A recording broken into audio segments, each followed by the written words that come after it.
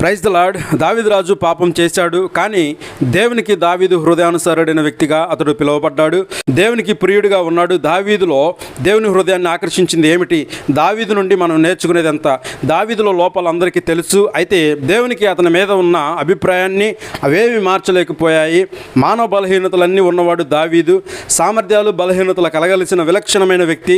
దేవుణ్ణి సంతోషపెట్టాలని ఆరాటపడ్డాడు. అయితే తరచూ దేవుణ్ణి దుఃఖపెట్టాడు. తన జీవితంలోని దేవుణ్ణి ఏలుబడిని కోరుకున్నాడు, కానీ తన ఇష్టానుసారంగా చేశాడు. ఉన్నత శిఖరాలను అందుకున్నాడు, విషాదకరమైన లోతుల్లోకి దిగిపోయాడు. దావీదు దివ్య పురుషుడు కాడు, మనలాంటి మానవ నైజం కలిగిన వాడే. తన పాపములను ఒప్పుకున్నాడు. ఎవరో ఒకరిని నిందించాలని ప్రయత్నించలేదు. తన అతిక్రమం గురించి ఎంతగానో పశ్చాత్తాపడ్డాడు. చిత్తశుద్ధితో క్షమాపణ వేడాడు. కడిగి పవిత్రపరచమని మొరపెట్టాడు. శుద్ధ హృదయము, స్థిరమైన మనస్సును కోరుకున్నాడు. పశ్చాత్తాపంలోని యథార్థత దావీదును దేవునికి మరింత ప్రియుని చేసింది, హృదయానుసారుడిగా మార్చింది.